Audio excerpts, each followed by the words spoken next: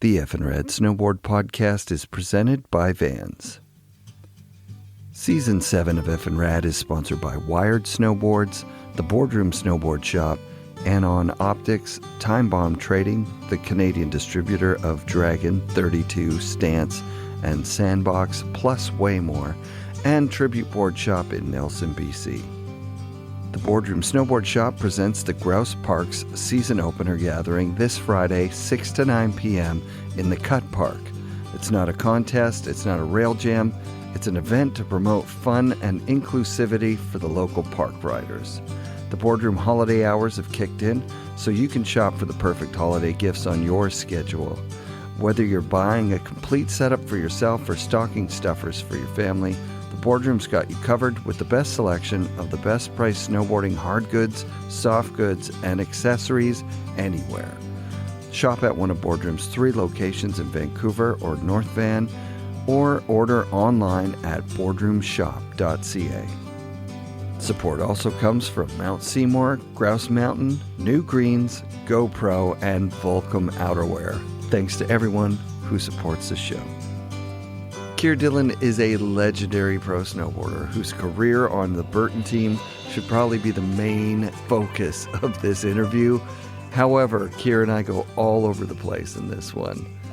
We do start at the beginning, where Keir began his journey as a snowboarder. I grew up in Pennsylvania, like an hour west of New York City. Middle of nowhere, sticks, kind of, rivers and cliff jumping and just, all little fun, dumb stuff as a kid. And, I think I was 11. My dad was a ski bum. I had skied a bunch growing up. My parents were friends with the people that owned the mountain, so we were able to get free season passes. Wow. And, night skiing. And basically it's like your babysitter, right? Your mom would drive you over, drop you off, know that you're somewhat safe, Ski Patrol would keep you in check. And, just parlayed, skateboarding into, winter snowboarding. Yeah. So how young of a kid are you when you start? I was 11 and, it's still skied and snowboarded. I mean, back then it was like Thursday nights you could go and, it was like post where you had to take the test, but it was still Thursday nights. One trail, right? And then then each year got a little better, a little more trails. Yeah. They blew piles of snow, maybe throw you a shovel. But whatever, you're a kid, right? You're 13 years old. You could care less. I mean, we were like, we had skateboard decks with no trucks on it in our backyard sliding down. Totally. So for us, it was all good. Yeah. Yeah. You know what? The last guest, Emmanuel Krabs, he was talking about those snow piles. Mm-hmm. And how, like, the very first, I think he said the first ad for limited snowboards was on one of those mounds. Like they had the boards. It was like early season. There's no snow anywhere, and you dig the side hit on the mound. I mean, that was everything, though, right? Like even like I think back to like 7th year sick video from back in the day, or like Daniel Frank video parts at like Mount Hood, Oregon, which were like curb cuts, on the lanes up there. It was like he filled this whole part in like 4 runs. Yeah. But it was, I mean, that was, I appreciated. In looking back, like now you have to kind of be in an academy or you have to like move to Mammoth or like Park City or someplace where back then you could literally be from some ghetto mountain on the East Coast because it wasn't that much better out here. I mean, the free riding was, but as far as like parks and pipe, kind of all the same. Yeah. Parks back in the day, like if you had a solid ice park, it was the same feature every day. You didn't have 10 million people hitting it. You were set up. That's what a lot of people came out of the East. Oh yeah, yeah. I mean, especially pipe riders. And I mean, when I first started, I was racing gates, right? So I was like on that precipice of like, maybe racing's going to be the path to actually making this happen. I connected with Peter Bauer on Instagram, and I was just like, dude, I still have your like 149, like PJ in my garage. Come on, that's awesome. But yeah, I mean, that was the time period, right? Yeah. Did you ride with Seth Westcott? A little bit, yeah. He was around your era there? Yeah, I mean, now it's back when he rode pipe. And then even border cross. I used to race border cross, like border battles and stuff. And I didn't know you did that. Yeah. I mean, back then you just do everything. Yeah. Whatever, right? It's like, what am I not going to go do it? I mean, it's whatever. So what's the first board? What does an 11-year-old Keir Dillon ride? I got a 135 Kemper Kid. Oh, the best. Yeah. Awesome. My parents were divorced. Gnarly divorce. My dad hated my mom, and my mom's like, "You'll never snowboard." So my dad, of course, got me a snowboard, and Is that true? Yeah, 100%, right? And it was kind of like awesome, which is great because I wanted Dina Star skis when I was young, and he got me like some Rosnoff Stratus or something. I was so pissed. Yeah. So he redeemed himself with the Kemper Kid. Yeah. What bindings go on that? It was the Kemper bindings. Like the blue plastic on black, or they were, I think they're white, pink, and blue. Yeah, like white, pink, and blue. Yeah, with the third strap. I had those. Yeah, and you take the third strap off right away. Right away. You put that on you. I mean, with your kid boots, it would be like a hard boot. Totally. I mean, I had duck boots, right? That was the beginning. Yeah. You know, and then I think I had airwalk boots eventually, like 50-pound airwalk boots. Yeah. And I think he bought it at the Army Navy store because then I got the Camper Rampage after that. Wow. And then you stayed camper for a couple of years. Mistral. Those were badass. Oh, what Mistral did you have? 150. I think it was 153, 151. Had like some crazy like. Yeah, that's George Pappas. I'm talking to George in Denver this week. Yeah, that board was awesome. I rode that board. Yeah, it's fun. It was actually a modern board. No, like that good side cut. Had the good P-Tex on the bottom, like the all blacks. So you could like hopefully go fast. That's super sick, dude. So when do you start competing? You start competing pretty young. Yeah, I mean, competing is like a real loose term, right? It was like. This guy, Tony Lincoln, awesome human. I mean, helped basically spread snowboarding in the Mid-Atlantic area.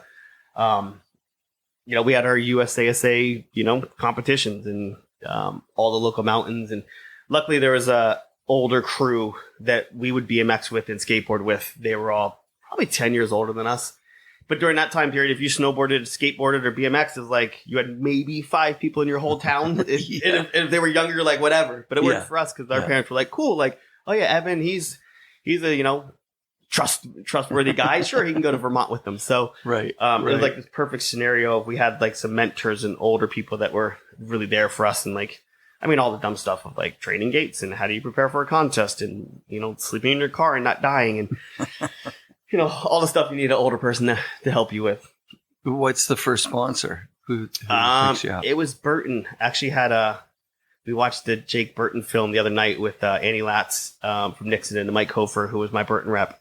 And we were talking about it. I think it was 15 or 14. It was like a snowboard contest. I think it was a mogul contest even. I was like, went up to him like, you're going to sponsor me next year. Super cocky kid. He's just like, oh, really? Like, Come on. And yeah, he did. And, I love that. That's so awesome. Yeah, he helped me with like throughout my whole career, whether it was, getting on our net, getting a deal with Burton. I mean, just even till recently helping me with my life. So wow, like a 20-year plus relationship, 30-year, I guess. And that kid, where does that gusto come from? I don't know. I think coming from somewhat nothing, and then just the spirit of our sport was just like it was very countercultural. With respect, but still, like everything was always earned. So it's just, I don't know, free spirit, right? Totally, total free spirit. So the Burton days, you get on with the rep as a rep rider. You're young. What kind of board you riding? What would that be? I had so that was the year that the Joyride Filch came out, like the super sick, like purple 47, top 47, just like thing was epic. And my friends got that, and I just got sponsored by Burton, and he handed me a 151 Air, and I was just like, I mean, it's cool, it's free, but like, really, this is like I would have rather worked all summer, just bought the Joyride, and broke it because they all broke. Totally, actually, you're right. So I rode that for I think. Luckily, it was only for like a couple weeks, and then 139 Twin came out. Yeah, like the classic one with the curls in the bottom, and like that was the year that Burton finally, after the Ouija board, they actually finally started making some twins. Making some good boards. They were a little late to it, hey? Yeah. I mean, their shapes were working for them. Yeah, like when you think of that Terrier and the brushy trout and the sword board, they weren't really that functional. No, I mean, and Brushy's board was sick, but Burton always has their. They always have their mass amount of boards. So like, cool, Brushy can have a dope shape. Terrier can have a whack shape, but he's dope. Yeah. And the rest of you can have airs, right? It's kind of like, there you go. Maybe you get a Craig Kelly that's sitting in the back of the room from they force on the shop. They were trying to do that ASIM air too for a while. Mm-hmm. Like there were a couple of dudes that talked about that was going to be their pro model. I think Jason Ford, Jeff Davis. Like, oh yeah. They were putting it out there. Like Burton was in the beginning. I don't know. Maybe the whole way through. You see it in that Burton movie of Jake. The coolness comes from the riders. Yeah. It's not like he's like super cool out in the world being like Mr. Cool Guy. Yeah. He never claimed to be that either. Mm. I mean, Tom Sims, on the other hand, when you see those two going head to head in the movie, Tom Sims was, consummate West Coast cool guy. It was cool to see that because, like, I just know Jake as just the ultimate competitor, right? That's what was so fun about the relationship. Whether you show up at his house and he's watching a Giants game and you just root for the other team just to do it because you know he's going to lose his fucking mind. But that was like the fun aspect of it. So watching that and being like, oh, I never knew the Tom Sims thing, right? Because like by the time I came into it, he could care less. He's like, we're dominating. Oh, like big time. Yeah. So it was cool to see that vibe. But even to what you're saying with the Ace and Air, it makes sense because he was always performance. Yeah. And if you think about it, like an Ace and Air, especially back then, would perform technically better, right? Sure. So why would you have something twin that doesn't technically help? Right. So yeah, I mean, obviously that got all polished out, but yeah. Well, that twin too, right? So the Ouija twin was like Gooch and those guys. Rippy was on it, I think, too, before his pro model. It was a dope board. Yeah. And then you've got, so that twin 38 is probably the very first board that actually like fits you properly and actually works the way you want a board to work. Yeah, I mean, I was 16. I don't even know if I knew what a board needed to do, but it felt cool, right? It had a progressive graphic on it, that all over print, and then two girls on the bottom. The 47 was sick that year too. Yeah. But I mean, at that moment, everything was just working, right? It was like, got the board, got some stuff, met Jeff Curtis, got a Burton ad, like everything was like clicking. That's dope. And then I broke my ankle rollerblading, and that was a good one. Are you being serious I now? swear to God, I literally had just signed my deal. Yeah. I was at my friend's barn. My cousin, we had an indoor barn, and we were skateboarding, but then I was also like messing around with rollerblades. Sure. And I dropped in, and another kid dropped in, hit each other. He fell on me and split my two lower bones. Oof. Surgery, plate, 5 screws. My dad's like, you would never do anything again that you don't get paid to do. I was like, and he's like, yeah, okay, you'll talk to me in a year when your shit's still rehabbing. Yeah, it was brutal. It was a pretty gnarly setback. Yeah, that's nasty. So what happens? You have to take a year off competitions, and everyone that you're at the level with gets better, and you kind of stay the same, or? I mean, it's so many years ago, but I mean, I had to get surgery. It was probably like a 9-month process. Oof. And it just, I think a lot of riders go a longer distance before getting hurt and then having to face it. But me, I was like, oh gosh, like getting hurt sucks. And then like, favoring it and wearing a cast inside your boot and all like the things, right? Yeah. But eventually just when, like you were a kid. Else, yeah, like whatever. 15 years old or whatever, you heal fast. Yeah. But that's a nasty one. Yeah, also just so stupid, right? You're like, fuck, the stars finally aligned. And it's like, you're really going to drop the ball, like, first play. So you eventually drop the racing thing and focus on halfpipe at some point, I guess, hey? Yeah, I think it was deep into it, though. Okay. Like, I wonder, like, I'd have to go back and look, but, I mean, at Nationals, I competed in racing. And that I was 16, right? So John Summers won. I got second. Right. It was the first pipe dragon pipe in Pewabic, Minnesota. We were all just like, "What? This is like the future." Yeah. But we were training gates there. We did GS, did slalom. Like it was just part of it, right? Yeah, I hear you. There was the overall title that meant a lot, and I mean, because you get into it through competing, that's like what. That's your metric for how am I doing in the sport, right? Totally. Like I was just talking to Emmanuel Krebs, like I said before. He got a sponsorship, then he just stopped competing, started shooting photos for ads, and that was it. Yeah. And snowboarding for fun every day. Yeah. Like, so that's the same era. You know what I mean? Like you could go one way, you could go the other. You could get stuck being a contest kid. You could. Whoa. First off, you said you slipped there twice. One, I would say it wasn't like I wasn't having fun. Okay. I loved it, right? Yes. I remember even like not with a home ec, what class is it in like high school, but like learning how to like make fiberglass like braces for like racing gates or like, whatever. You're a kid. That's all you know. Yeah. It was a ton of fun. I mean, it's. Cool. Maybe not fun in your eyes, but same thing competing. Thank you. Like Thank I would. No, that is true, man. I hated the races. I hated them. I hated them. I remember guys like goofing around in them because like they had to make it mandatory you did the races. They didn't say, oh, the racers have to compete in halfpipe. Because if they didn't make it mandatory, none of the dudes would race. But you know what? The thing that I'm feeling this year more than ever is that cool guy thing, it's such a limiter on like people's like, you hide behind the group. Like becoming a part of a group is so fun. But mostly it's so safe. You know what I mean? Like you can go hang out with your guys and the people that bug you at school, they can't touch you because they can't be there because they can't keep up. And you feel like, all right, this is cool. But there's this coolness thing that I never got. I mean, I look like a clown. I'm wearing crazy shit right now. I have a haircut that's bizarre. You know what I mean? Like I never got the cool thing. But so then I would just overemphasize, like, I hate racing. I mostly hated racing because I'm scared to go that fast, man. Eating shit that fast, you get hurt, especially in those old felt line boots and shit. You know what I mean? But yeah, I always was definitely a pipe snob. Like, even though I never got any good at it, I was like, I hate racing. Yeah, I mean, for me, it was just whatever was fun. I mean, I think to the cool guy thing, I mean, I grew up straight edge till I was 21. And there was comfort in that, right? There's like camaraderie, the whole crew of all of us. But even when I look back, it's like we were like a different version of the things we hated, right? Because we were championing something so hard and judging people so hard for their choices, yet, right? It's almost like there's like a proudness in it that's kind of like sickening when you look back when you're like, whoa, did we really think we were that cool because we weren't drinking, right? So we're going to judge people. And like, and there's people that take it to the extreme of like, you know, slashing tires at parties. You're like, really? You have that much hate inside you? So I don't know. I guess even today, like to me, it's less about cool. It's just fuck. What is fun? There you go. Yeah, that was always kind of my vibe. Because snowboarding wasn't cool when it started. Oh, God, right? No. And there's years, even just recently, I think that it wasn't that cool. Right? So it's like, what is cool? Right. To me, I don't know. Well, being with the cool guys, I mean, for me, it feels good.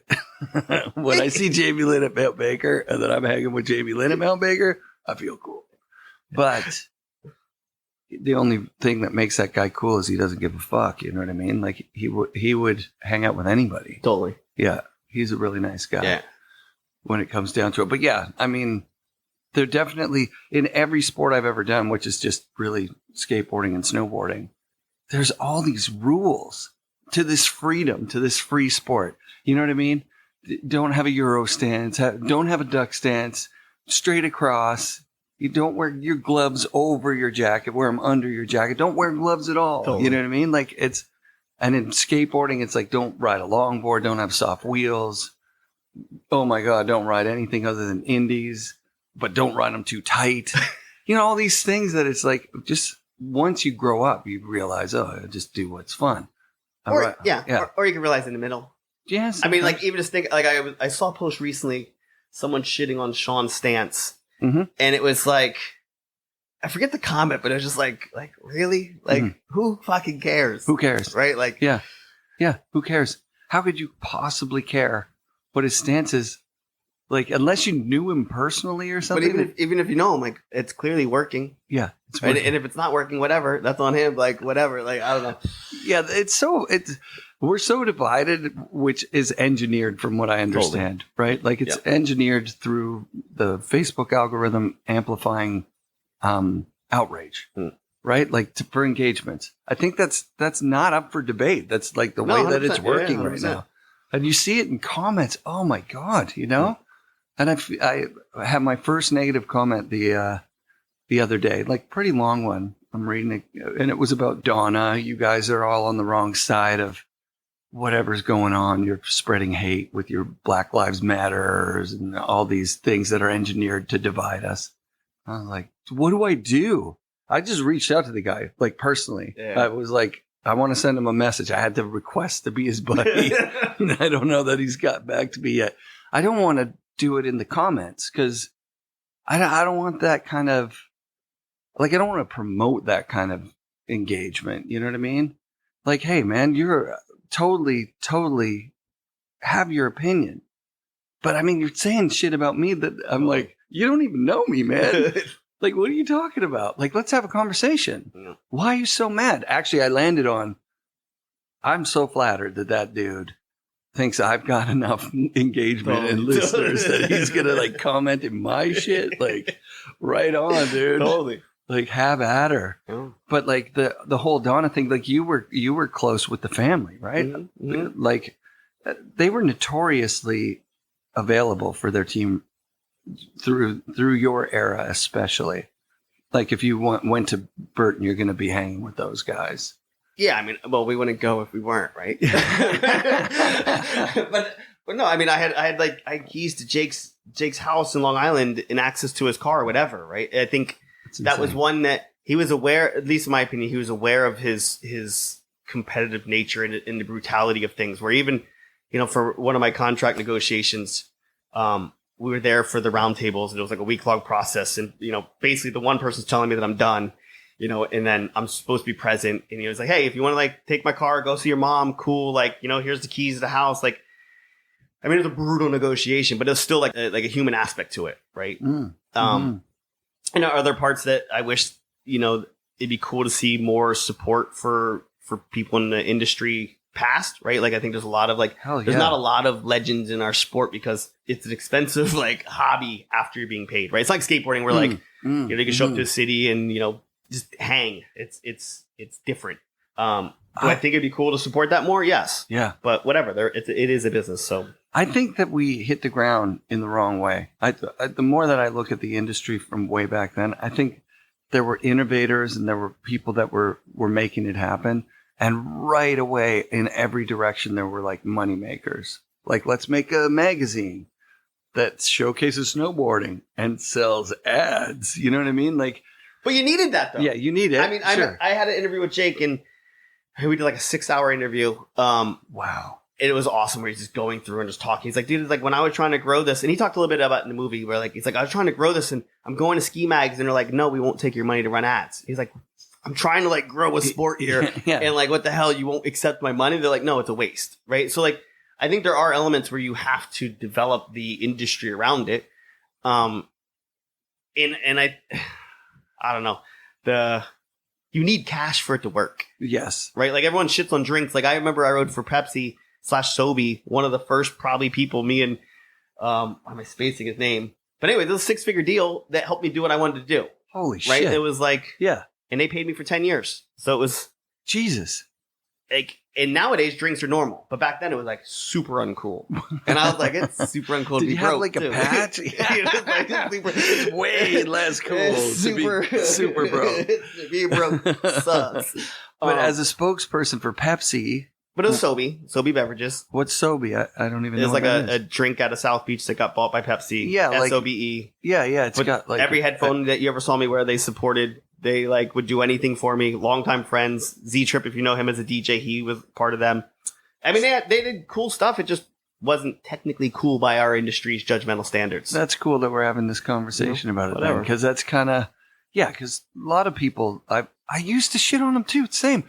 Like, oh, you got an energy drink sponsor. Meanwhile, I drink energy drinks every day, dude, at work. Like, I'm such a hypocrite. Energy drinks, I just don't want my kids to drink them. That's the only thing. Totally. So then video game guys don't get endorsed by energy drinks because then my kids will see them and think they're cool. I don't even know what the hell is market. I don't know who's marketing to my kids. You know what I mean? Everyone. Like, I don't know what they're, like, who's getting through. Like, who is getting through to my kids? Like, what do my kids think is cool? That is definitely just, like... How old are they? 22 and 18. Oh, wow. Yeah. Pretty much. They're on. They're fully cooked. That's okay. So the heyday of Keir Dillon is halfpipe competition. So, right. Tried to get there before, but yeah, like, I mean, it's pretty much, I mean, you're from the East Coast, right? I mean, there was definitely no backcountry riding. There was, like, I mean, we were riding golf courses in mellow East Coast resorts. And the pipe, at least, was something that was, especially as we got a little older, was something that was truly created and able to be performed on. You know, outside of the, like, curb cuts on a hill, like, groomers, like, there were no, like, parks, really. Right. So it was a place where you could actually just get better. Like, for me, whether it was skateboarding, BMX, snowboarding, I just wanted to always get better, like push myself, fall, like improve, create the impossible. Like that's what I loved about action sports. I think even today, like when I watch it, it's mind blowing because I remember like intentionally sitting and being like, where could snowboarding go? And I'm sure all of us do, we do it. Yeah. And just to see that every year it gets that much more progressive and that much, athletes get that much better. And, like a lot of people are like, oh, too much spinning. I watch people spin, and to me, it's still smoother than I've ever seen anyone ever spin. It's insane, right? Like, to me, when you're like, oh, like, back to Jamie Lynn, like, oh, it's not like Jamie Lynn's threes. It's like, go watch his 360s. Like, it's off a 10-foot kicker, and it's not that smooth. Yeah. Right? Like, yeah. Like, I just saw that kid Rennie doing a 1980 or whatever the heck it was. Yeah. Probably as smooth as I've ever seen a spin in my entire life, right? Like, they're good at snowboarding, man. I mean, I don't particularly love it for... Selfishly, I don't love where the sport has gone because I would have loved for my kids to do it. And now as a parent, it's tough to be like, cool, go sign up for that. Like, do I want them to do it and have fun? Yes, but I would be scared out of my mind if my daughter's like, you know what, I'm going for this, Dad. Yeah. I'd be like, oh, God. Yeah. Yeah. I noticed that myself, right, with my own kids. Like, I thought that I could coach them in the park. Yeah. But like when they're standing at the top of the in run going, from here straight? Like, really? And I'm thinking like, I don't know. I don't want them to break their arm and then it's my fault that you know what I mean? You totally got this. And then they're badly hurt. I'm like, I don't have that in me as a dad to like, they need to find that themselves. I can just bring them to the hill and they can ride around. And if they get to the point where they want to jump off shit, then good. I don't want to be there saying, no, you can do this. This is the next thing for you. Yeah. Because you're going to hit that rail or whatever. You know what I mean? It's totally, I mean, that's what you want for your kids is them to find something that they can be as passionate about as we were about snowboarding. Yeah. Right. Yeah. Like you got your entire adult start in this group of like epic dudes traveling around to all these incredible places. What was that like? Like who was the little army of halfpipe riders that you would travel with or would compete against and hang out with? Yeah. I mean, it's been so long, but I mean, first it's your local crew, right? It's your local mountain, and then even that has the posses, and then from there it's like, okay, we're gonna go compete against Vermont. So that's kind of like then all the people that you didn't like in your local crew then became kind of part of it because you're taking on the East Coast, right? Totally. Vermont, and then that's almost like that continues on. But for me, I was lucky, like. Whether it was Jeff Brushy, whether it's Trevor Andrew, whether it's Ross Powers, like there was a lot of the older guard that had grown up snowboard, like halfpipe riding that still had like their like fingers in it that could like, like, I remember like driving around for 2 years with Brush in his van, like going to contests because he wouldn't fly, right? It was like, fuck, we're like with Brush right now. No way. Like, it's just like, we're like Joe Curtis or just like a lot of like older kind of guys, that just kind of teach you how to act right and how to function and just how to like look at things. And then Trevor and I were just like super competitive and always trying to one up each other, same age, same boards, same everything, right? Like just, but it was cool. Like that camaraderie that like makes you better. I don't know. It's like, it becomes a blur. Like when I look back now, I'll talk to like some friends in the like, remember a trip from Europe, like not like snowboard, like pro, but like trips. Like, oh yeah, I went to like, St. Moritz, and I stayed here, and I'm like, dude, we went to St. Moritz like probably 50 times. I can't remember one thing about it except for the name, right? It's kind of like, oh my God, it's such a waste. Right. Because you're so tunnel vision of just, for me, it was always just like wanting to get better, wanting to land a shot, like get a shot, land a trick, whatever it is, like very just hyper focused. It didn't matter if we were in Europe or in Japan or wherever. You were just kind of there doing it, right? Yeah. Looking for a pipe that actually worked. Totally. So off the plane to your hotel room, get your gear ready. Ride all day, back to the hotel room. Yeah, and some debauchery along the way, I'm sure. Yeah, so what happens when you turn 21? Why did you decide not to be straight edge anymore? I don't know if it was... I mean, I'm sure like anything, right? It's when I was growing up, it was the influence of the older kids. And then as I'm traveling now, it's more, you're being exposed to it. I also got into like progressive house, which is pretty much techno, which is pretty much trance. And that's just a straight line towards drugs, right? Like, you go, like New York City raves is like as fast line as you can go that way. Yeah.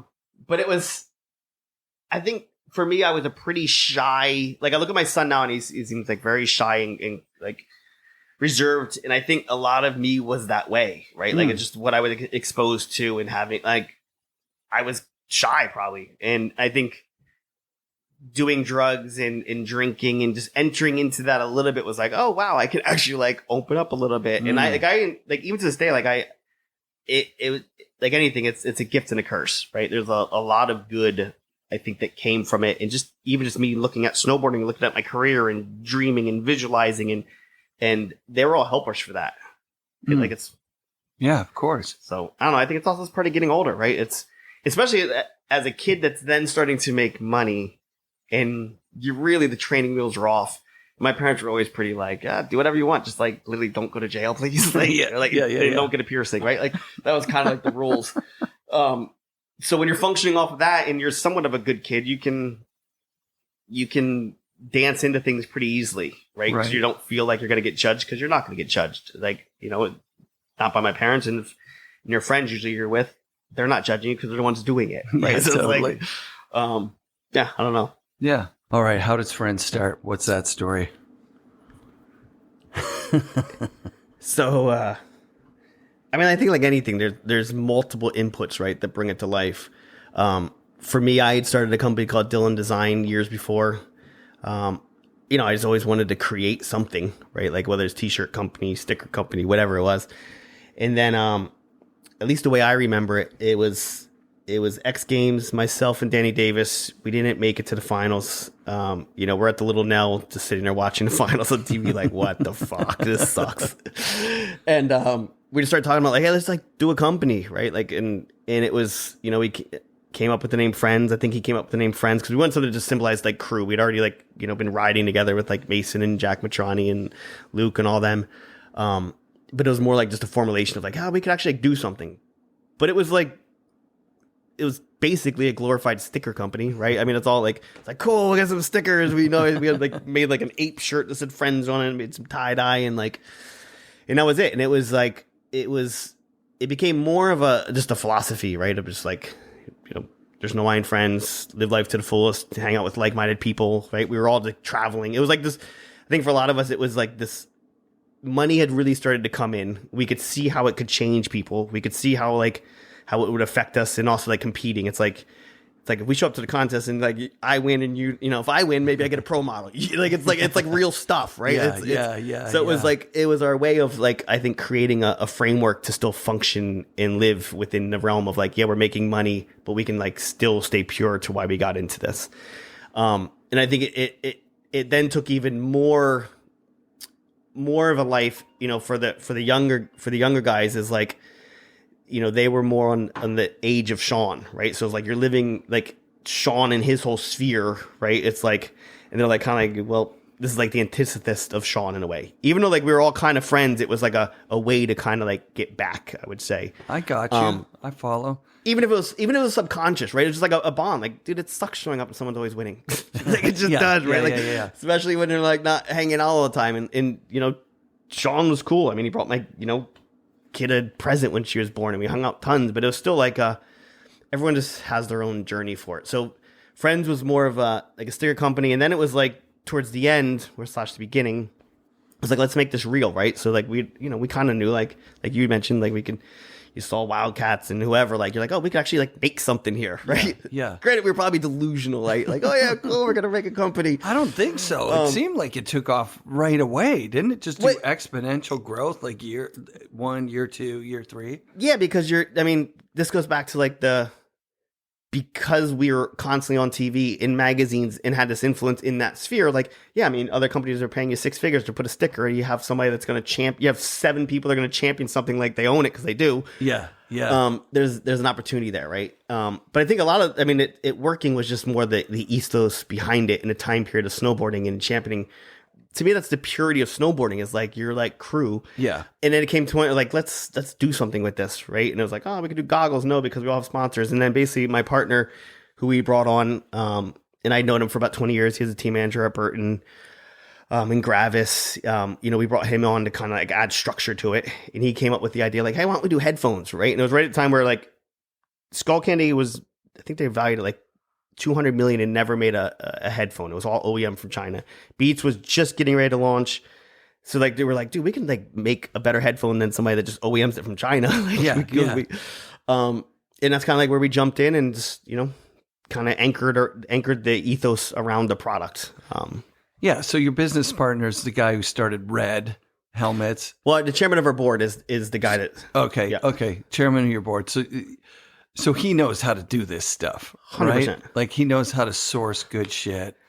Everything. Get the designers. You guys design it yourself? Like, you guys were cool enough to look and go, hey, these are headphones for snowboarding. Well, we weren't putting use them. We weren't putting like pen to paper, but it was, we worked with Ricardo.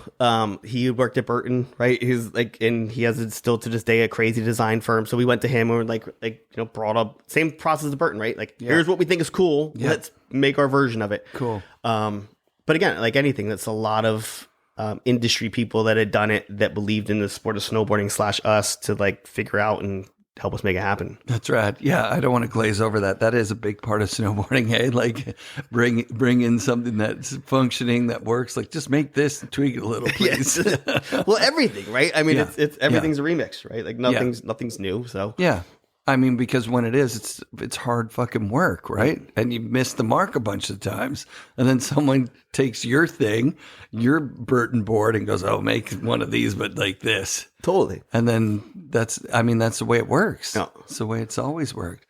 So with the structure and with the group of dudes was there a buy-in? Was there like a meeting where you guys were like, okay, let's put in X amount and then we all own the company like equally or something? Yeah, so we did first it was a sticker company. It's like, oh, cool, we're making a company. Yeah. And then it's all of a sudden like we got to put seed capital in this, right? So everyone's, I think it was like 20 or 30 grand per person. And it was based upon pro rata what the ownership was. Yeah. That's also where the decisions of like, hey, you're an athlete and people are going to run it. There needs to be a certain amount of ownership split here. And we did it on scales of success the company had to do, and we overthought everything. Had conversations with Andy Latz of like, he's like, partnerships are destined to fail, and basically here's why, and kind of gave us some metaphors to think about. And I mean, we try to do everything you could possibly do to make it not implode. But when you have, 8 people, it's hard. Right. What's the trajectory? How does it explode, and then how does it implode? I mean, we had initial successes for men's. We were in all the Zoomies. It was working. That's big. It was, I think we did, maybe we did like $1 million or something like that in that year. But it was also the time when like Sony had launched a brand. There was Peak, there was Soul, there was so many headphone companies coming into the space, but also coming into like the action sports youth lifestyle space. Right. So that's when, I just remember like being like, we need to figure out a way to actually like be different, right? The whole reason we got into this is like, we want to be creative, we want to be different, right? And we can make a better headphone. And all of a sudden it's like everyone's making headphones geared towards guys. And that's when it came up with the idea, like half the world's women, they're using the same devices that cause us to wear headphones, called iPads, iPods, phones. Yeah. I mean, if we made like a really cool like women's headphone and we could keep the ethos of like Frends and the camaraderie of what it means, but gear it towards women, we might have something here. And you didn't think at all, there's no women in this group. No, because this was already now a year and a half, 2 years into it, and like lots of money. Okay. Right. Like we'd already raised money. I had already put a lot of money into it. Like there's like now it's more, and I'm not saying that's a good decision, but now it's more just business. Gotcha. Like meaning like there's lots of cash in here and like it's not fully working, and we need to like, like it's snowboarding. Like we want to win. We want to like do something dope. We need a hit. Like we need something that's gonna sell. That has a chance to win. Yeah. There you go. And the idea seemed to make sense, and we got an insane designer, this guy Jerome Maj, he had actually done the one Skull Candy headphone that was like the best they've ever done. He's like an insane fashion designer. He understood the vision behind how do we like infuse jewelry, accessories into like basically an accessory that women would want to wear if it didn't play audio, right? Like something that still had those the language. And we pitched Apple and it worked, and pitched Best Buy and it worked, and we were like, oh shit, like we're gonna like this is gonna be gnarly, and got investors, and it was taking off for sure. Yeah. Along the way though, we blew up the balance sheet and got overextended, and launched in all doors Apple and didn't do any channel marketing and had to pull the product back. So, I mean, it was a crazy ride, the whole journey, right? And like, I mean, we had 3 billionaires on our cap table, and like just the level of where we were functioning at was definitely life zapping. And then even at the time, when I think back now, like I wasn't snowboarding, I'd stopped doing X Games hosting. Like the thing that I fell in love with snowboarding was like the purity of the mind and the calming and like this like even just recently when I went, I was like, oh, this is what I love about snowboarding. It's just like you're present. It's like, it's life giving.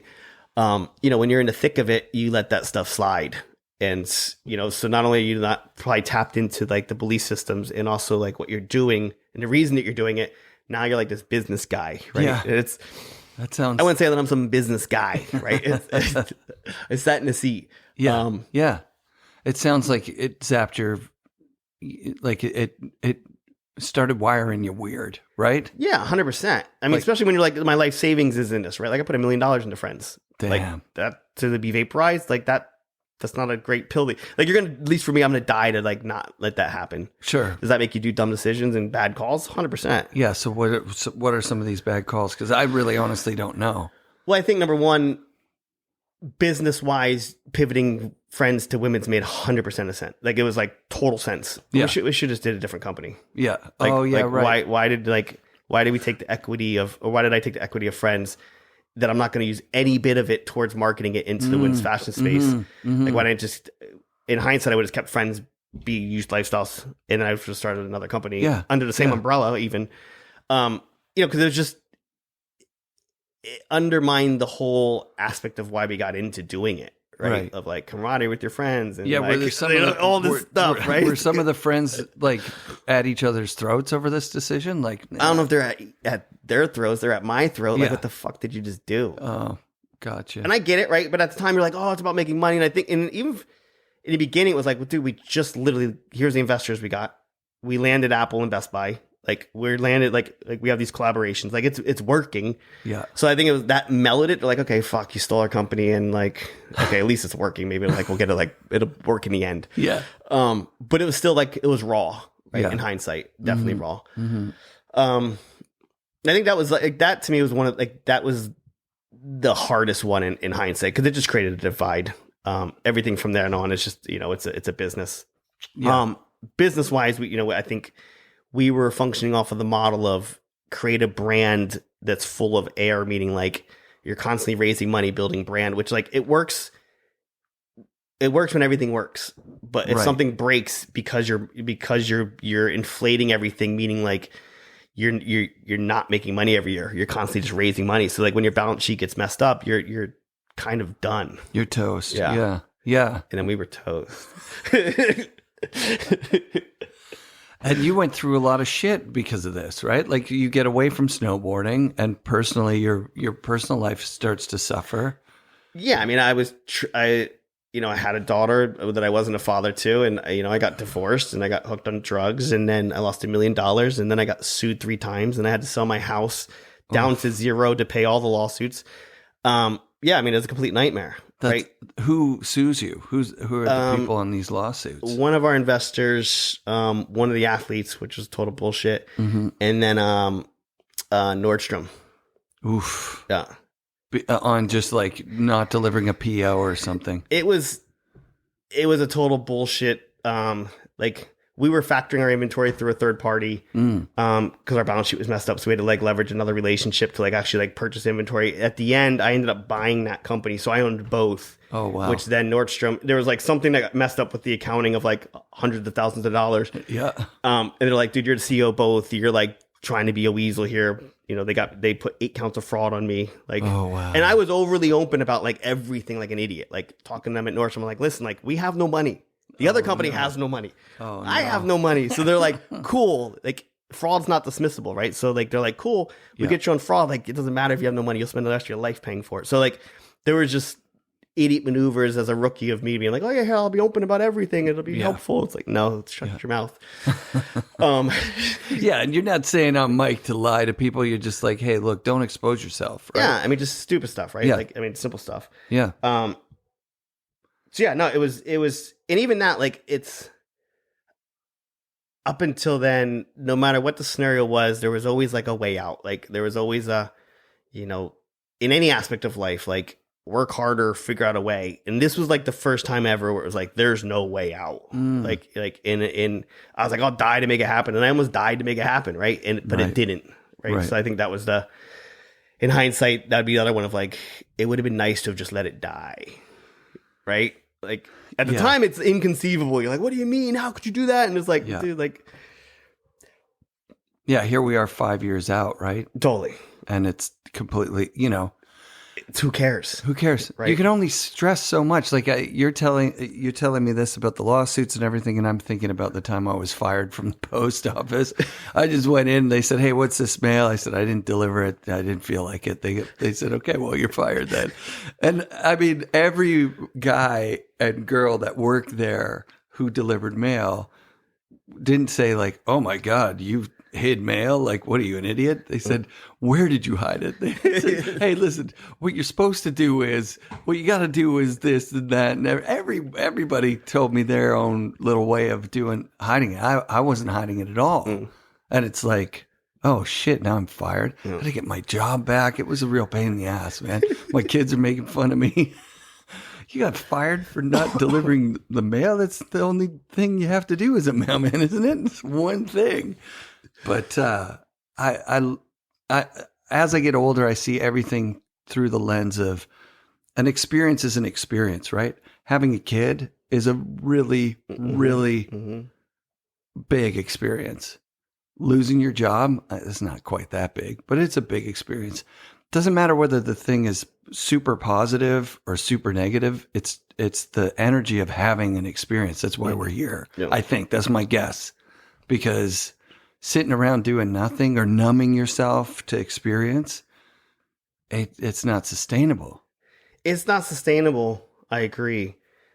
But I think in hindsight, right, the numbing is needed to be able to process the shock value of things.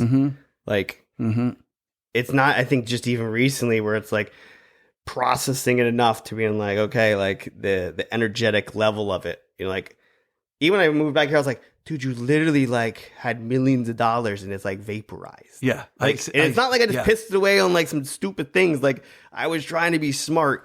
So I think there's a level of like, and for me, my dad died. He had $0 in his bank account. And I was like, dude, I never want to go out like that. Where like, he died at 59. If he had lived another 20 years, it would have been horrible in the sense of just like no cash. Right. So it's like, I had always been like, I want to be smart with my money. I want to do this. So then to like wake up and you're 40 and you have no money, you worked your entire life, everything, every competition, everything, and it's gone, is, to me, there's a lot of just like guilt, shame, like how the heck do I get off this planet? And if I'm not trying to get off this planet, meaning kill myself, like I need to numb it to function, right? Like, and by the way, like you literally lost all your friends and you've like pissed away everything, and like, you know, like whether it's merited or not, it's like I created an environment that was pretty unlivable, right? So it's like numbing then works, right? It's like it's the only way I think to function.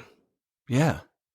I mean, I can't believe how smiley you are while you're talking about it now. Like, I don't read any nervousness in this at all. Like, you're not like worried about what you're saying. You're not worried about that losing the millions of dollars and you got a big smile on your face. It's like you've come to terms with it somehow. Most people would never. I think we don't have a choice though. Yeah. Yeah. Well, you could kill yourself. I mean, that's an option. Luckily, I'm not wired that way. Good for you, man. I also think that when you're numb, you're not thinking that way. You're thinking, how can I get fucked up?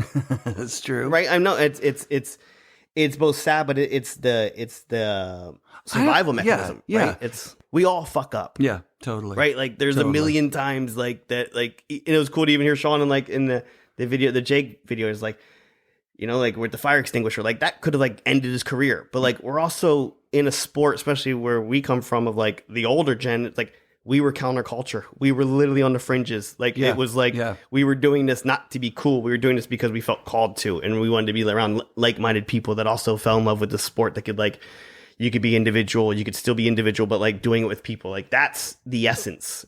So now like we're gonna judge people because of other things when really like all those things were the reason that brought us together back in the day. Absolutely. Right? So I think there is something there too of exposing young athletes to a lifestyle that maybe you're not ready for. There's no, it requires a lot of mentorship. But if you as a person, as the adult in the room, don't already know your own shit, you don't have your own demons taken care of, you can really do some fucking damage, man, introducing people to different, especially if people look up to you. Like, hey, that cool guy's doing the cool thing or whatever. Yeah, I mean, it's, how you say... I mean, as somebody that's been through rehab, right? So meaning like, yeah, I understand the implications of it. I think there's a level of like, there's some ownership there, but then there's also like, I think we have to also just own it ourselves. Like you're trying to tell me at 19, I don't know that if like, or 21 or whenever, I don't know that doing this is going to be bad for me. Like I'm weighing the odds. Yes, maybe somebody that I think is cool is doing it and I'm trying to do it. Like there's just, would it be cool if people could do that? Yes. But I think also like when you're at that top echelon, you're also just living your life. So you create your circle. And if people want to come into that circle, that's kind of like, you don't have to, right? Like Dave Downing wasn't doing drugs, right? Like it's a, sure. You could be a grown boy. Yeah. And yeah. It's, so I for me, like I just, especially growing up, like I wanted to do drugs. Like I didn't want to be a drug addict, but I wanted to go doing parties. So like, I can't sit back and be like, oh yeah, that's like bad influence by that person. Like, yeah, you know what I mean? I don't know. No, I totally know what you mean. It's the same. I mean, I took acid when I was like 15 or 16. I read the Doors of Perception. I thought this sounds fucking cool. And I've never gone away from it. Luckily, I discovered psychedelics early on because I think if I would have found anything else, my tendencies to like have an addictive personality. Yeah.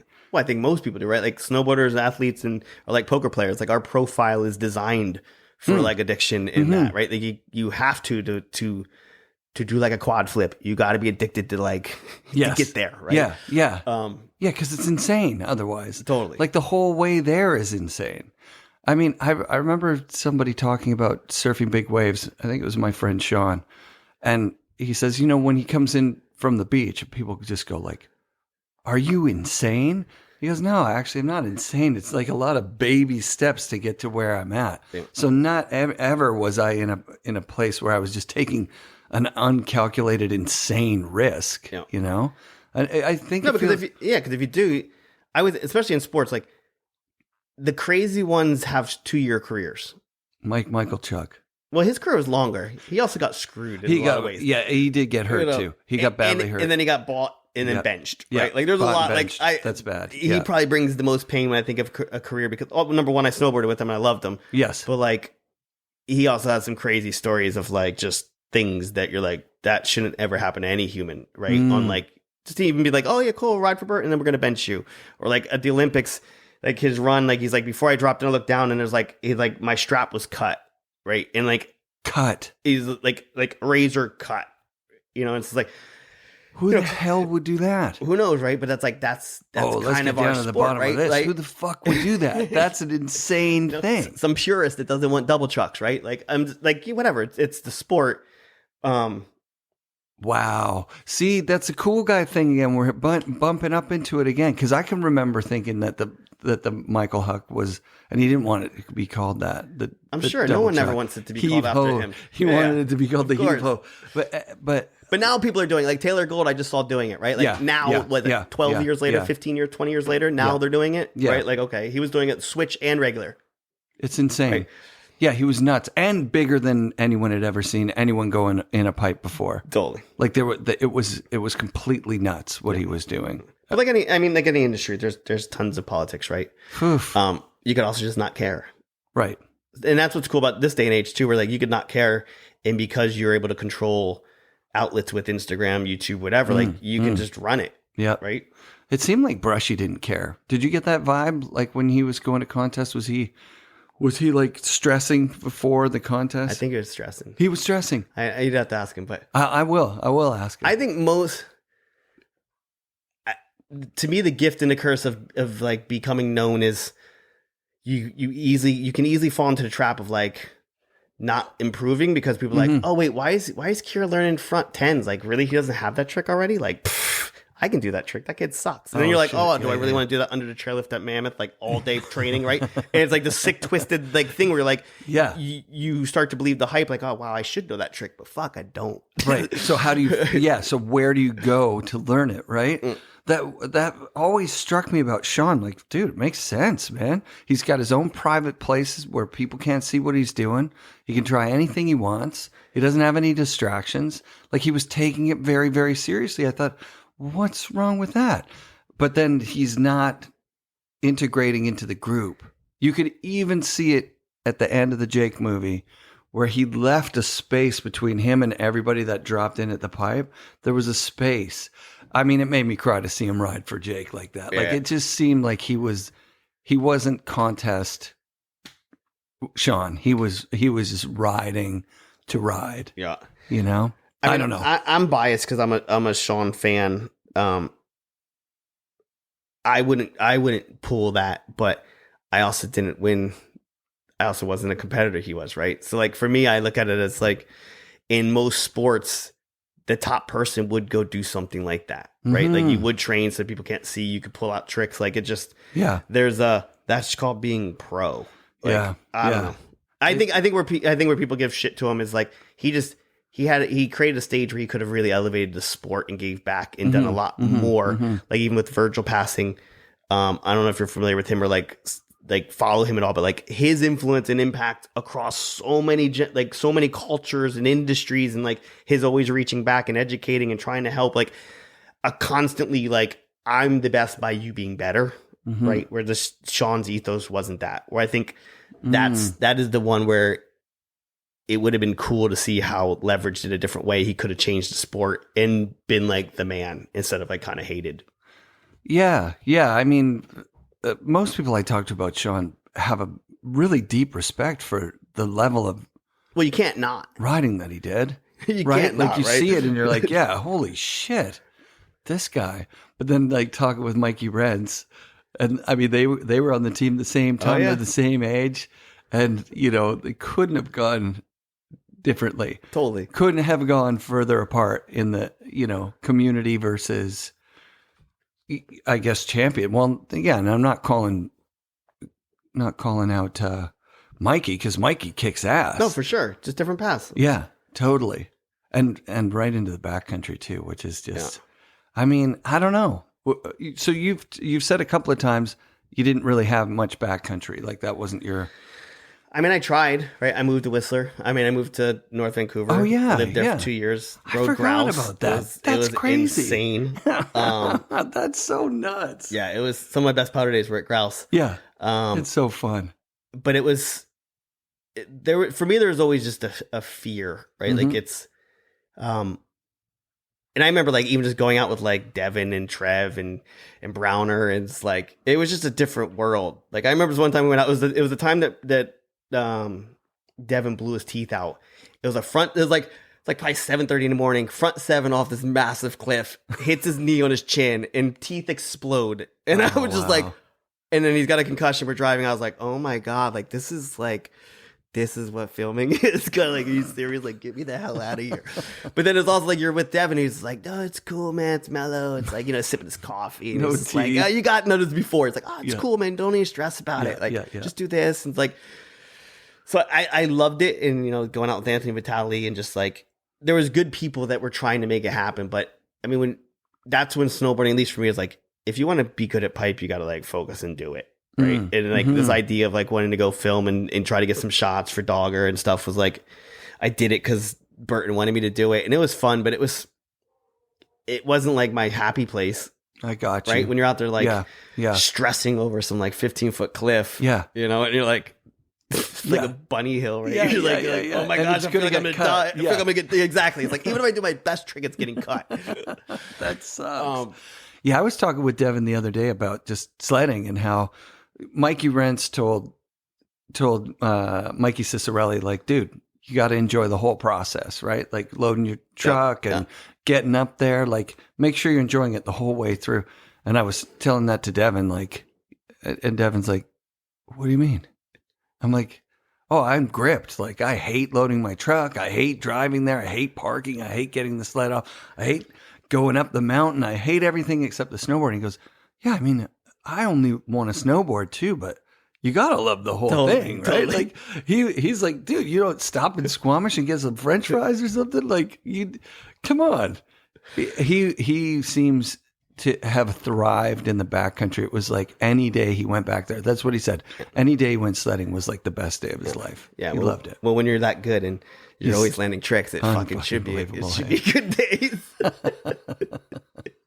It's not hard to have them be good days. Yeah, but no, I definitely sensed it, right? Like I said, like I picture him sitting on his like sled, like pouring a cup of coffee, just like, yeah, man. I'm like at the office. He's in his zone. He's in his zone, right? And you're out there like me, like being like, shit, man, we got to go all the way back that way. Yeah. How am I going to get down that thing that I just took 10 times to get up? Come on. Yeah. What are we doing here? Yeah. I'm looking forward to it being better this year. I'm already excited. No, for sure. Yeah. I need to get my Epic Pass. Yeah. Where did you out there. go? Where did you go snowboarding last year? I went up to World Supers at Squaw, which was cool. Slush it brought me up to that. And that was just rad because it was like Chris Roach was there and like all the old guys and the young kids were there, and it was a quarter pipe, which is kind of an equalizer. Even though it wasn't like the best quarter, I was like, fuck this. It had been 8 years. So 8 years? And I was like, oh my gosh, this is so fun. And then I went home and then went back up to Mammoth to shred with Virgil and Russell and the K2 crew. And that was like when all the pipe shreds were there because they had like the US team pipe. And it was like perfect pipe. All my old homies were there. No way. Magical days. It was like 60 degrees. And then went back up again with my family just to like teach them and stuff, which was awesome. And it was just like many things in life. Like when you haven't done it for a while, you're like, oh my gosh, like this is magical. Like just like man. The ADD, like kind of calming down and being one with nature. And like, there's such a magicness with snowboarding, right? And like creating and doing slashes and like pushing yourself and whatever it is, right? Like it's, there's no better feeling. Dude, it's the best. I love it. I can't believe you took 8 years off. What the hell were you thinking? Gonna be rich. No, you want to be powder rich, man. I was trying not to die. Ah, dude. No. Yeah, it's insane. Hey, you mentioned ADD. Did you have a diagnosis of that when you were a kid? Not when I was a kid. I have dyslexia and ADD. That was later. A psychiatrist, and then I went on like meds, and then I went on all kinds of different meds of like dealing with anxiety and taking like what's it? Antidepressant pills, because if you can get to a certain level, you can't have anxiety. So like this is when I was actually doing like TV work. I was trying to get to like some dose, like 15 milligrams or something, and I got to like 2, and it felt like my brain was imploding. Wow. But it was like, once you start going down that path, which is why I'm pro cannabis now on so many things, like it's just constantly trying to put band-aids on things. Like, oh cool, you're like you suffer from anxiety, cool, let's not teach you how to breathe, let's like put you on some like antidepressants. Yeah. Right? Yeah, like you're like, oh my gosh. But no, so I was diagnosed then, which was it was cool to like go, oh, that's why in school certain things, or that's why like learning this way is hard. But I also appreciated not learning early because I didn't feel like I was able to look back and go, cool, there's like a superpower in there. Because clearly certain things are hard, but other things are easy. As opposed to like pre-labeling it before I was blessed to find some gifts. Yeah, right? dude. Cool. Yeah. I didn't find out I was dyslexic until I became a mailman. They really should screen for that, dude. There's a lot of angry people in Vancouver getting the wrong mail. It happens all the time. This isn't mine. Somebody coming running down the street. This isn't mine. I'm like, oh, fuck. I chose the wrong career, man. Well, I mean, it's all, for me, even TV, like my reading is better now, but I remember doing teleprompter and like reading live and sounding normal. I couldn't do. Right. That's like a tough, like you're choosing a career where you got to read teleprompter, but you can't read really. Like, wow. It's right. Like it's like, I mean, those things. Like imposter syndrome, like supreme, right? Would that have given you? Well, I don't even know if it's imposter syndrome. It was just like, fuck. You're like, I'm not supposed to be. You're like, what am I doing? Yeah, here, yeah, right? yeah, It's yeah, kind of like, yeah. no. I mean, if it's live and you're just reacting, that's easy. But it's good to know why to understand reasons behind why that could be, right? Because then you're like, cool, like whatever, like yeah, it's hard for me. I got to put in more work, whatever. Yeah, that's dope. Yeah. I brought up the imposter syndrome because most people that become a pro snowboarder have it somewhere along the line. It seems like you didn't get it. Like that you worked your ass off and you were as good as you're going to sponsor me next year. Yeah, it happened. Like, as opposed to like some people show up at the contest going like, why am I even here? Like, I'm not that good.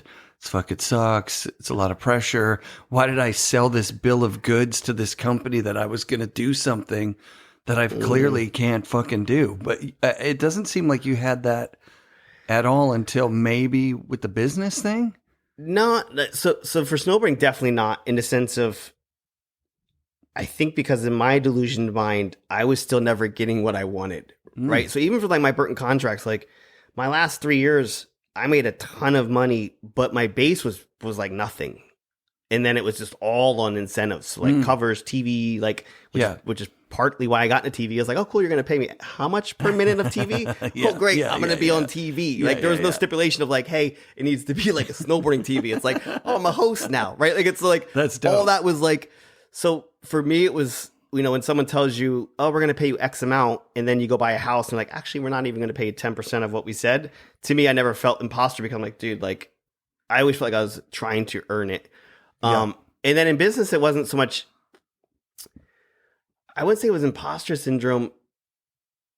I just always wanted to like, and this is probably why I stripped away snowboarding. Like, I just wanted to be, I guess maybe it's imposter. I wanted to be legit. Like, I didn't question what my capabilities. It was just, I liked that, I don't know, business felt more binary. Like, you do something, it either works or it doesn't work. Like in TV hosting, I didn't like it because it's kind of like, oh, cool, we like you because you have brown hair, right? Or whatever it is, right? It's kind of like, it felt a little bit more like subjective, where business felt a little more like you kind of do it or you don't. I don't know. I haven't felt it.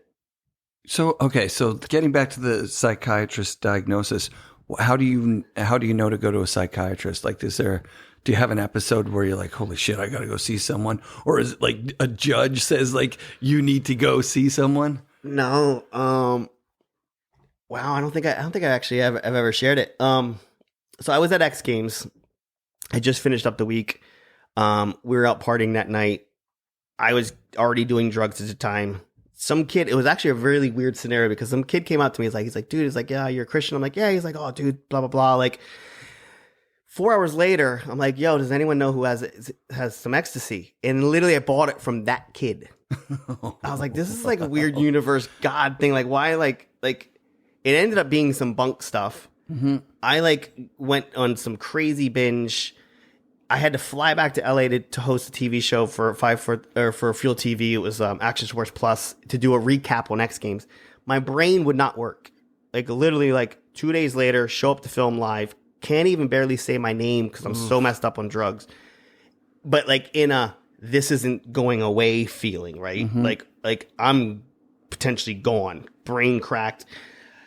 Ended up going back to like, they were cool to like, let's try again tomorrow. Woke up again tomorrow. Could barely like be spoon fed. Just like 5 lines took probably like all day. Wow.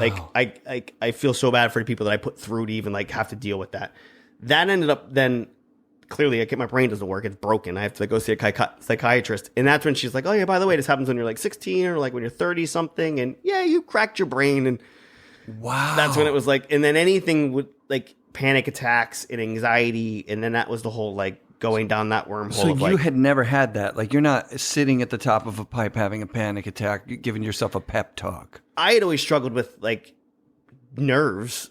Right, of just like normal nerves. Normal There's nerves. A lot of people watching. I don't want to break my legs in front of all these people. I don't want to suck. But I don't want to suck, sure. But like not, like panic attack. And then you're talking like, so then I'm planning like 6 months out, like, okay, live TV. Like, what happens if my brain stops on live TV? It's like, if you've ever done like live TV, it's like 3 seconds is eternity. And then you're back to like, not imposter syndrome, but you're signing up for this like, yes, I'm the guy. Yeah. Right. So then I'm like, okay, how do I like not fuck this up? Okay, you say I can take antidepressants. That's going to make me not like feel this. Okay, let's try that. That sucked. Like, so I just went down a whole rabbit hole. Yeah. But it all stemmed back from just basically blowing my brains up on drugs. Like, I was having panic attacks. I was losing my mind, right? I I also don't think that I had ever really faced some things to like help snap me into reality. Like it's pretty easy to get your money, you have success, like it's pretty easy to start believing just some crazy things, right? Of like whether that's entitlement or whatever it is. So it's just like being able to get rubbed back at least the first little bit. It wasn't enough. I mean, that came later in life, but you can get out there pretty easily. So I think she helped. It just would have been cool a little bit more of like you can actually breathe. Mm-hmm. Like there's this thing called like breath work. Yeah. And there's this thing called like meditation. Mm-hmm. And there's like, you can take other natural, remedies to help create that in your state. Right, like it was more like, oh, cool. You're having a panic attack. Boom, sign you up. Here's some Klonopin. Yeah, exactly. Right. Here's some antidepressants. Exactly. You're like, exactly. So that's where it's horrible looking back. Do you have any quick breathing things that worked for you? If you don't, I've got one. I mean, I do like fire breath or box breathing. So what's box breathing? I think box that's breathing is just kind of like where like you breathe in. Like it could be any amount of seconds. Like in 4 seconds, pause, out 4 seconds. Yeah, right? That's the one I do. Picture in a box. Like it could be 10 seconds, 20 seconds, whatever. I was hiking up Cypress and I got to the midpoint and my heart was going like a million miles a minute. I did box breathing and within like 30 seconds I was like baseline. It felt like, and it really, really works in anxiety situations for me personally. Yeah, absolutely.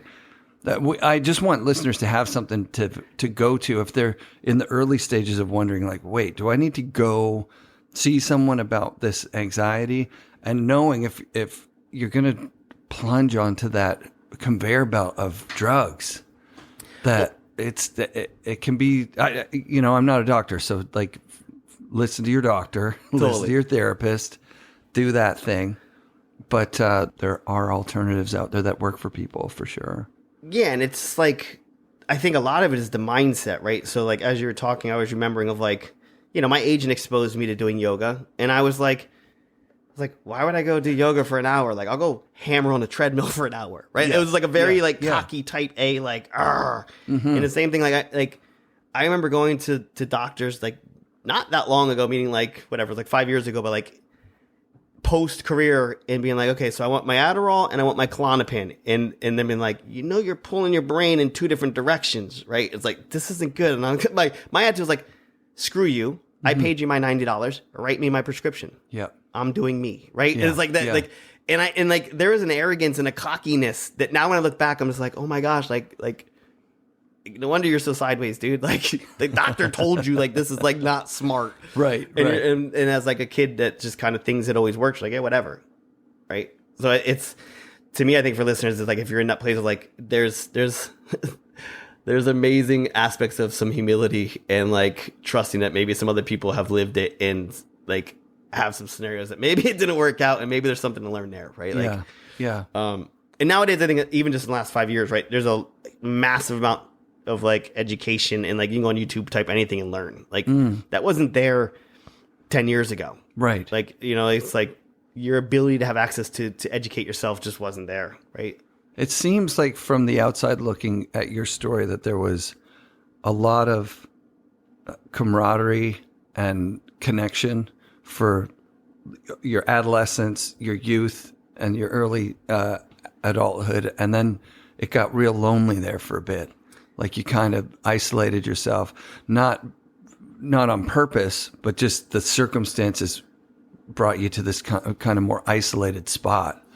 Yeah, I think that was the learning I needed to go through, right? As a kid, my parents had a decade-long divorce of like literally trying to kill each other. We lived on the same mountain, so my dad lived at the top, my mom lived in the middle, 100 acres. Like it was literally my mom trying to like run my dad over. Like it was just like stuff that you're like, wow, that would not really fly today. Yeah. So as a kid, it's like that was BMX, skateboarding, and snowboarding was like the escape, right? It was like that safe, like you said, camaraderie, some older kids, learning, experiencing. So like that kept me for so long, and then TV, and then hosting and business.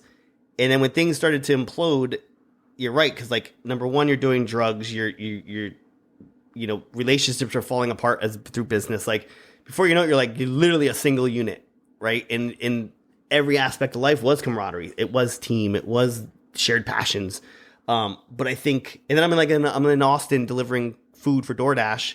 Brain doesn't work because I just got off Klonopin. I'm trying to get sober finally for rehab, right? Like all these things, but it was still a magical time when I look back because I can, number one, see how people don't make it out. Like 100% my brother saved me because he had a place for me to go live. If it wasn't for that, like I would have been done. Like, so like it's very humbling, and you can see the blessings and you can have the gratitude. And even just coming off Klonopin slowed my brain enough to not want to be doing drugs, right? It's like my brain couldn't function fast enough to be like, hey, I want to go do drugs. Wow. My brain was like, dude, this is like snail speed. Yeah. So within that, I needed that for me personally, like I wouldn't wish it on my worst enemy, but I needed that humbling feeling, and then to just literally relearn everything over. Like, it's like snowboarding and that journey taught me so many things, but like, it's almost like relearning it, right? Whether it's business, whether it's branding, whether it's friendship, whether it's integrity, whether it's like, you're like, holy cow, it's like literally day one. But whatever, right? That's life. Like I said, I don't think there's people that don't make it through that, right? Mm-hmm. It's a huge experience, right? It's a huge experience. Yeah. Yeah.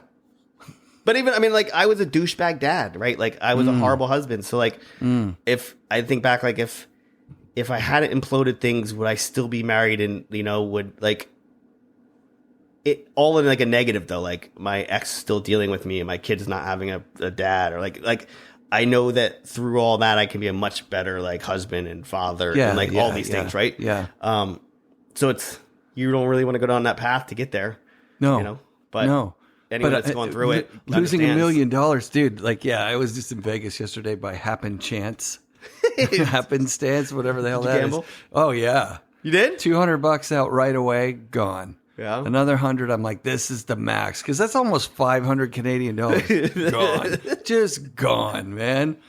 What'd you play? I was in the airport, so I just. Oh, you're playing slots? You paid hundreds of dollars on slots? Can you believe that shit? You deserve to lose. I know. You're not old enough. When you're like 65, then you can play slots. And they'll maybe pay you. You know what? I have a note in my phone right now that I'm allowed to gamble again in like 2 years or something because I was gambling too much back in Vancouver. I was going to say, I played there. On slots. I played a bunch there. Yeah. My game is roulette, man. Yeah. Once you have a system, you know you're fucked. That's what it comes down to. When you have a system, you're going to lose. Yeah. You're going to lose, and you're going to lose every time, and you're going to lose big, dude. Well, that's the gift of poker, right? Is that you're not playing the house, you're playing other people, right? That's true. That's the ultimate, like, that is true. Like, trap for people like me that weren't really that good. Is like, oh, I'm not actually playing the house. Like, I can win, actually. Yeah. No, you can't because you suck. But you could win. You could get better. Like, Brushy's pretty good, I've heard. Yeah. I think he's like a grinder. He also plays like 21. I don't think he plays poker. Oh, okay. Yeah. But it's, you know, I think as an athlete, gambling back to the profiles, right? Because like there was a time when we were doing full tilt poker tournaments and like the online gambling was going on and they were trying to tap into youth lifestyle. Yep. And hanging out with like Negrano and like gnarly people, right? Those dudes. But they're all cool. They're all just like us, like Same. you know, some like crazy kids that basically the industry, you know, kind of like came around them and like was validated. But they're like, we all have the same profiles, right? That's why like it's fun to sit at a table and get that urge and like feel and like put it on the line and like right. It's like drop it into the pipe or whatever it is, right? I like see it. You're craving that dopamine hit. Now you just go on Instagram, like scroll, but oh, there's nothing like losing $500 that you can't afford. Oh my God. That's the craziest thing. Winning for me is like scary because I'm like, I can't give this back. I can't give this back. And then losing it, it's just so satisfying because it's like, I have to accept that I lost it. There's no getting it back because I can't get any more money out of my account. I'm literally at that's what's fun for me, man. And so that's why I have to stay away from it. I think I have a post on my Instagram, and I don't post much, but it was one of like a picture of an ATM from like 2017. Like it's something like, you know, the night's over when when you can't get any more out, right? It's like, yeah, that's it. That's like I have to go home and I have to face the fact that I just did that. And tomorrow my kid's gonna ask me, hey, can I get a new pair of shoes or a haircut or something? I'm like, no, we don't have any money for that. Meanwhile, I just spent money on nothing. Yeah. On a feeling that's horrible. It's the most horrible, awesome feeling. You know what I mean? Just like, ugh, I get so tangled up in it. I fucking love it. But I that's why I have to put in my phone. I'm not going to do it until later on. I give myself permission later on down the line. Well, clearly you're recovered if the note in your phone works. It works sometimes. It didn't. I took a break because I was in Vegas, right? Come on. That's what you always say. Yeah. No, if it doesn't work when I go back. No, it's worked for years before. Yeah. But then once it's... But it's like any addiction, right? Yeah. It's you have to be careful to taste it, right? It's like, yeah, you know when you taste it, it tastes good. Oh, big time. You got to know that shit. You got to know yourself. All right, let's finish on where you're going tomorrow. Because that kind of wraps it. You know, my daughter's birthday's on the 28th. My son's on the 2nd, November, December. And yeah, it's pretty magical to like be in their lives and to see the joy and now they're at the age where I can remember being their age, right? And like thinking about my dad and him taking us up to like ski mountains and like, he had this like old like Eagle, I think was the name of the car, and like going up to like, Hunter Mountain in New York City, and they're like outside New York City, and just remembering that of like, oh wow, like that's me now, like be a father, right? Like that's expose them to things. Yeah. And just, be challenged by that. It's pretty rad. What kind of cool shit are you working on right now? Is there some place that people can go and check out your businesses or anything like that that's going on right now? Yeah, I just started. It's called Dillon Agency. It's a cannabis branding agency. So I've been working with a bunch of like CBD companies and cannabis companies over the past 2 years. I found huge medicinal benefits. I'm not someone that likes to get high per se, but I do. It helps with anxiety. It helps with sleep. It helps offset my drinking.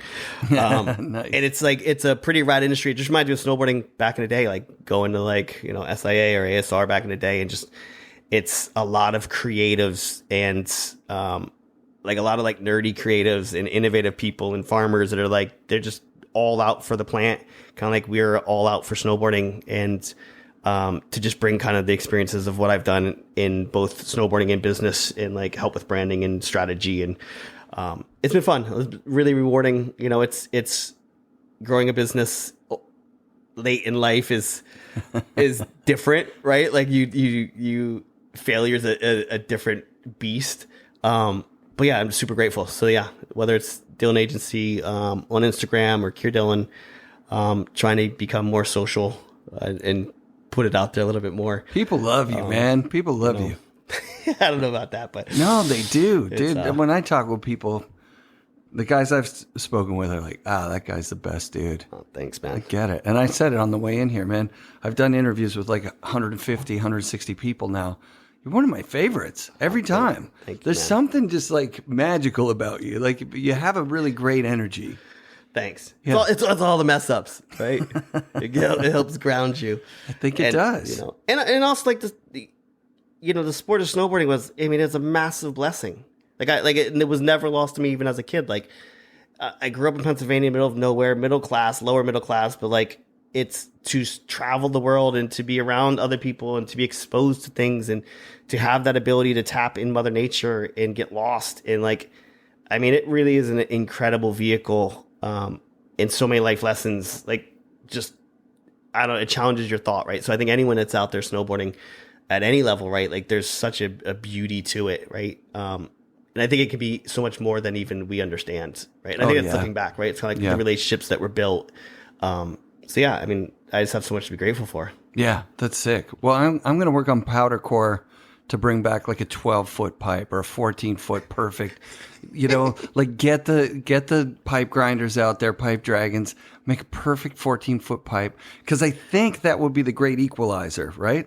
Like I think these kids that are triple corking, quad corking these days, if they had to ride a 12-foot transition, there's no way they're going to be able to ride it as good as a 22. Don't hate on the kids. No, I'm not hating on them. I'm saying I want to see you out there competing against McMorris or something. You know what I mean? Like a master's class, like you and Terrier and Todd and Shannon Dunn and like the real deal. The old guys. No, I rode this summer at Mount Hood. It was super fun. I mean, hood pipes are always sketchy. But Mammoth last year, the 22, it was as perfect as you could get. was like the first time I hit an airbag legit. Like it was, I only took like 6 runs. Yeah. But it was like, it was good. You get your blood pumping? The kids have it good. Yeah, sick. Oh, so you could ride 22. Of course. Come on. All right. Thanks a lot for doing this, dude. Yeah, no worries. Great to see you again. Yeah, you as well. All right. Peace. FNRad shoutouts this week to Keir Dillon for doing the show a second time. The first time I screwed up the audio, so I vowed to go back and do it again. Thank you, Keir, for being so open about your experiences in snowboarding and starting a company and everything that's happened in your life. Stoked to have Keir Dillon back on the snow, crushing it as always. Extra special thanks to my loving and supportive wife. She's seriously the best. Love you, honey. Be sure to come back next week for another episode of the FNRad Snowboard Podcast, presented by Vans and brought to you by SIA Productions.